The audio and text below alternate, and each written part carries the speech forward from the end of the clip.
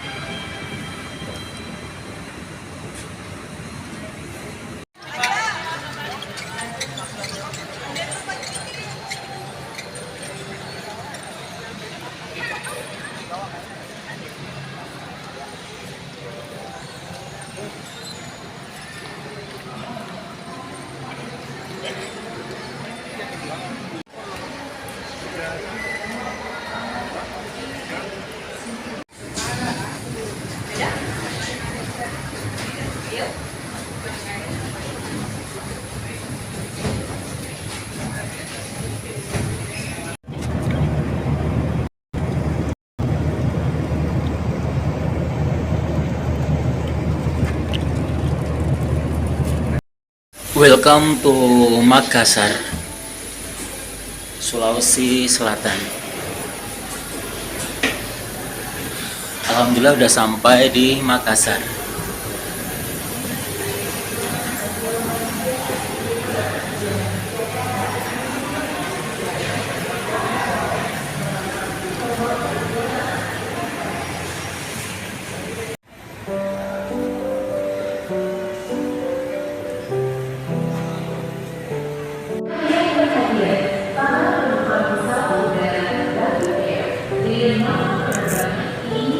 Makassar.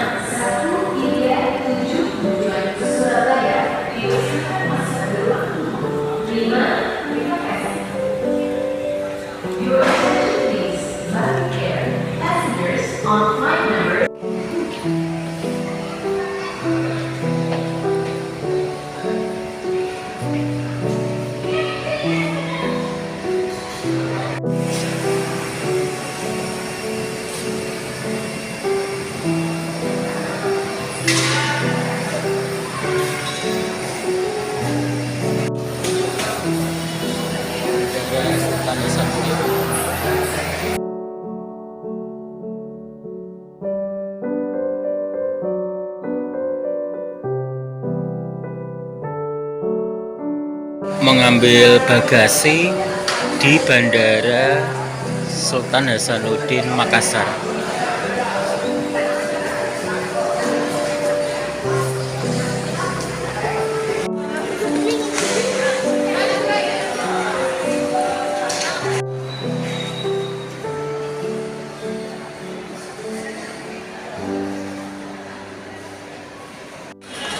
Bandara Sultan Hasanuddin Makassar.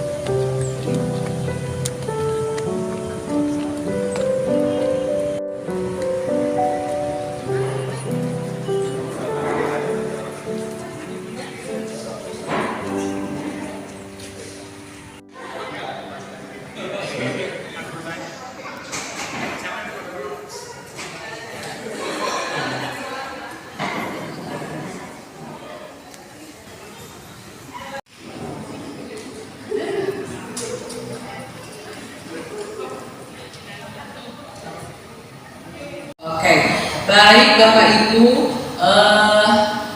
kenalkan saya Rini, saya Widyaswara Utama dari Pusdiklat Bangprop yang akan bersama Bapak Ibu dalam 8 hari ini melaksanakan pelatihan BTCLS ya. Bersama saya juga ada Ibu Boni ya, sebelah kanan saya. Beliau juga sama Widyaswara dari Pusdiklat Bangprop Bapak Ibu. Dan ini di sebelah kiri Ibu Eva, dan beliau ini adalah pengendali pelatihan terkait dengan BTCSL ini ya Bapak Ibu ya. Dan beliau ini yang akan juga standby di kelas untuk mengendalikan jalannya pelatihan terkait dengan pelatihan BTCLS ini Bapak Ibu. Dan nanti bersama dengan Ibu Eva akan ada beberapa fasilitator lain karena tim ya, mereka menyampaikan materi terkait dengan BTCLS ini. Dan sedikit informasi juga Bapak Ibu, sebetulnya kalau dilihat dari jadwal pembukaan itu seyogianya dan seharusnya adalah hari ini, pagi ini. Baru kemudian setelah pembukaan Bapak Ibu melakukan pretest. Tetapi karena satu dan lain hal, Ibu Kepala Balainya masih di Jakarta, sehingga pembukaan tidak bisa dilakukan di pagi ini, tapi menyesuaikan dengan kehadiran beliau ke balai ini, sekembalinya beliau ke sini ya untuk pembukaannya. Tapi terkait dengan proses pelatihan tetap akan berjalan walaupun belum dibuka. Karena di pembukaan itu kan sebetulnya sifatnya seremonial saja ya. Walaupun belum sempat dibuka, kegiatan tetap dilaksanakan dan tetap berjalan. Jadi Bapak Ibu, nanti setelah kegiatan yang sekarang ini, pengarahan teknis ini namanya, Bapak Ibu akan langsung diambil alih oleh timnya Bu Eva, ya. Dan sebelum diambil alih untuk berkegiatan, Bapak Ibu terlebih dahulu nanti akan melakukan pretest. Ada pretest ya, sebentar lagi Bapak Ibu ada pretest. Setelah itu Bapak Ibu akan dinamika kelompok ya, BCL, dan selanjutnya materi-materi terkait dengan BTCLS ini. Dan karena kegiatan ini terkoneksi langsung di sistem aplikasinya Kemenkes, terkait dengan penentuan kelulusan pun ada di sistem tersebut, kami berharap Bapak Ibu, karena ini kan perawat-perawat dari lingkungan Kementerian Sosial ya, kami berharap Bapak Ibu bisa dengan baik dan serius mengikuti semua proses kegiatan, mulai dari penyampaian materinya plus prakteknya, karena semuanya akan diuji dan akan langsung terkoneksi dengan sistem aplikasinya Kemenkes. Dan artian pada saat Bapak Ibu tidak lulus ya tidak lulus ya. Tapi kami tentu tidak berharap bahwa tidak lulus itu yang terjadi. Kami inginkan bahwa Bapak Ibu ini semuanya bisa lulus ya. Tapi itu kan harus dengan perjuangan dan harus dengan keseriusan, mulai dari jam kehadiran, mulai dari proses pembelajaran dan sebagainya. Pilihannya ada di diri Bapak Ibu sendiri, saya mau lulus atau tidak lulus. Tapi akan rugi kalau tidak serius mengikutinya, atau kalau kemudian Bapak Ibu kurang cermat memahami. Jadi kalau ada hal-hal yang ingin ditanyakan, ada takutnya nanti terkait dengan ujian-ujiannya, tanyakanlah kepada fasilitator ini. offline. Biasanya kami hybrid, 3 hari online, 3 hari offline. Tapi semenjak sebelum COVID ya Bu ya, Bu ini ya. Tapi pada saat COVID kita hybrid, 3 hari online, 3 hari offline, dan setelah itu kita mulai di tahun 2024. Kebetulan saya memang baru dapat informasinya sekitar 2 hari lalu bahwa saya harus menjadi pengendali di kegiatan ini, dan menjadi challenge baru untuk saya karena saya harus meninggalkan tugas juga di kantor. Dan ekspektasi saya itu adalah biasanya lokal ya, tapi ternyata ini ada yang dari luar negeri Sulawesi Selatan. Ya, saya sempat juga bertemu dengan beberapa orang sih yang saya kenal. Pak Susanto mungkin lupa dengan saya. Ya. Saya pernah bertemu di pelatihan TPPK di Tangerang. Ya Pak, masih ingat ya Pak? Oke, saya menjadi pengendalinya Bapak, izin Pak, meskipun banyak yang misalnya senior dari saya. Nah, kemudian jadwal sudah kami kirimkan dari Gabi Sulsel kepada Bapak Ibu, bisa melihat jadwal tersebut, tetapi bisa saja mungkin ada sedikit perubahan terkait dengan mungkin beberapa hal teknis yang tidak bisa kita tidak bisa kita jeblok sama sekali, tapi mudah-mudahan kami bisa melakukan untuk penugasan hari ini dengan semaksimal mungkin dan tentunya sesuai dengan waktu.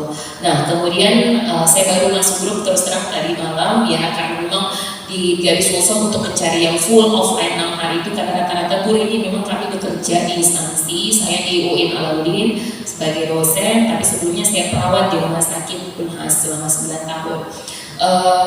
Kemudian untuk sementara pretestnya kita akan mulai. Saya sementara menunggu link karena memang link tersebut nggak bisa sembarang di-share dulu karena akan dipakai untuk pelatihan-pelatihan yang lainnya juga. Beberapa bang soal modifikasi beberapa soal kami buat, dan sebentar akan ada BLC untuk membangun komitmen dengan teman-teman sejawat di sini. Saya panggil teman-teman sejawat ya, meskipun ada yang lebih senior dari saya. Dan sebenarnya settingan ruangannya saya agak sebenarnya kalau untuk mengendali untuk settingan ruangan seperti ini saya ini karena agak melebar, dan sebenarnya saya membutuhkan kelas yang agak ini Bu, karena di sini meluas karena kita mau fokus kepada peserta, gimana mereka bisa berinteraksi dengan satu sama lain, bisa menyimak. Biasanya kami berbentuk modelnya U, tapi sepertinya mejanya tidak support untuk membentuk model U. Oh begitu. Kelas kecilnya kita ada 3 kelas, kan sudah disiapkan 4 kelas untuk nanti teman-teman berbagi kelas kecilnya. Oh iya baik Bu. Tapi untuk penerimaan materi kami di 1 kelas, ya bentuknya U shape. Karena sebentar akan ada juga pembagian kelompok, ada 5 kelompok kami akan bagi. Kelompoknya mulai dari kelompok airway 1, 2 breathing, 3 simulation, 4 disability sampai kelompok 5. Kalau untuk kelas gabungannya lebih nyaman di kampus hari ini atau kita pakai kelas kecil yang tapi cukup besar untuk 40 ini? Saya membutuhkan kelas, biasanya kami kan bukan pertama kali sini, kami pernah menggunakan kelas yang di belakang dan di lantai 2, lantai 1 juga ada. Oke, mungkin seperti itu yang saya butuh, karena seperti ini agak menguras energi juga. Kemudian peserta ada baku bombek, bahasa Makassarnya baku bombek di kulit ini dengan semua mukanya kayak kertas EKG Bu. Mesti ngerti Bu, ya itu yang mungkin belum mengerti bahasa saya, jadi kayak baku bombek sih, mengerti kita baku bombek kayak ada jarak gitu. Padahal kita sebenarnya di sini dari Bhinneka Tunggal Ika di sini, jadi kita mau keluar dari sini Bapak Ibu sudah harus saling mengenal luar dan dalam sampai isi dompet ya. Ya apalagi di sini ada yang dari luar negeri ya, jadi memang harus kita berbaur. Gak apa-apa, tapi untuk pertama gak apa-apa, nanti misalnya kita ini setelah break mungkin kita boleh untuk bergabung di kelas kecilnya dulu. Wah, ada orang-orang terpilih 10 orang ya. Oke, dari daerah Sulawesi Barat ada.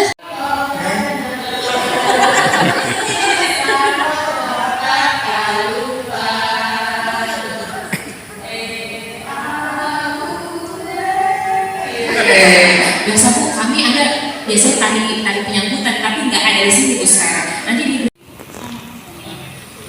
itu juga yang dari mana tadi? Dari Bagapus. Yang di belakang dari mana? Bogor. Bu, di sini juga kota hujan Bu. Tapi bukan hanya kota hujan Bu, kota hujan dan banjir Bu. Ya, tapi tangannya dimainkan ya. Pagi tetap semangat. Oke, kita coba dulu ya. Semangat apa tetapi untuk membawakan materi ya. Nanti akan bertemu dengan kita semua. Mohon izin Ibu Rini dan juga tim untuk mungkin bisa mengambil alih terlebih dahulu.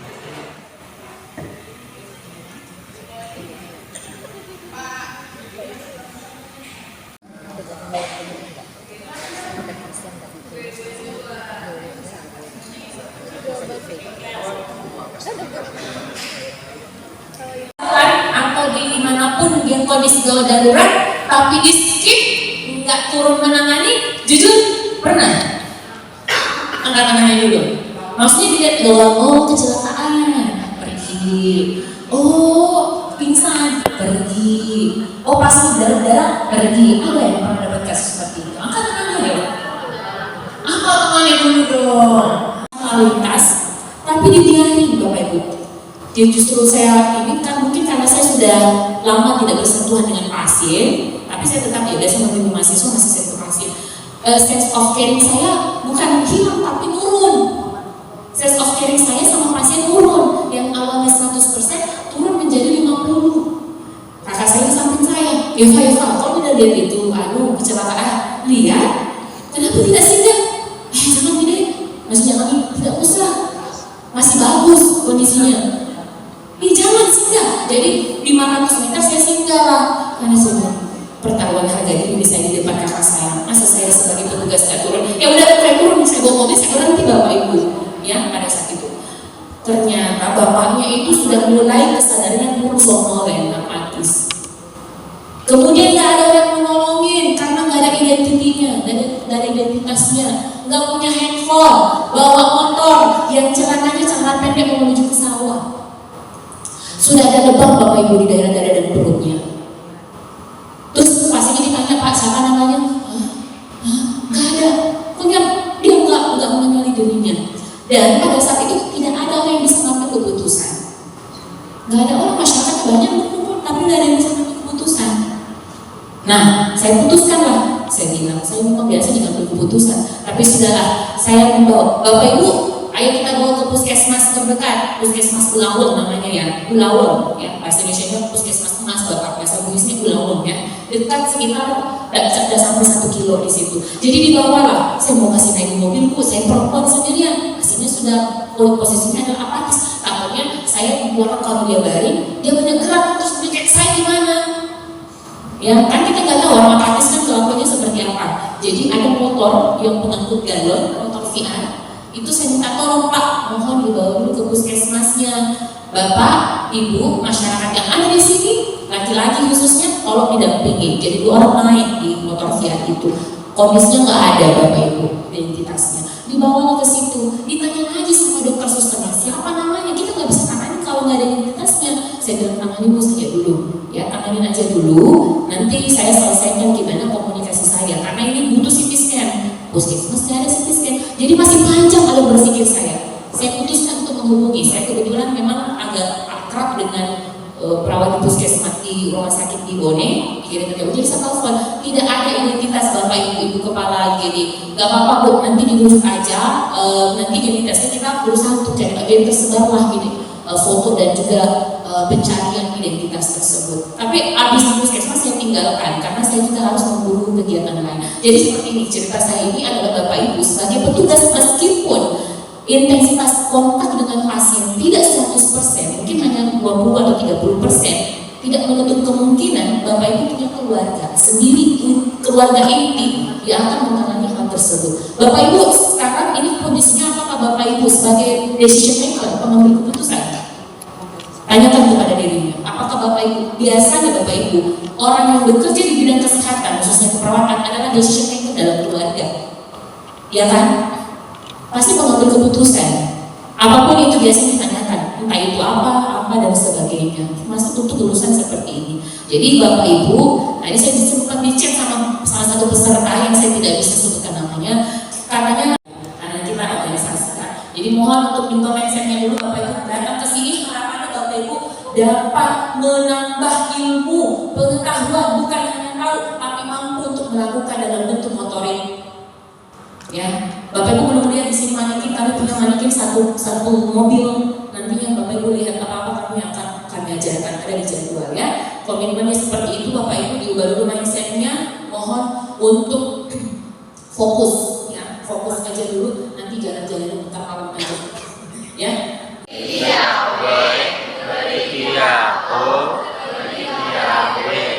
wow, wow, wow. Kemensos belum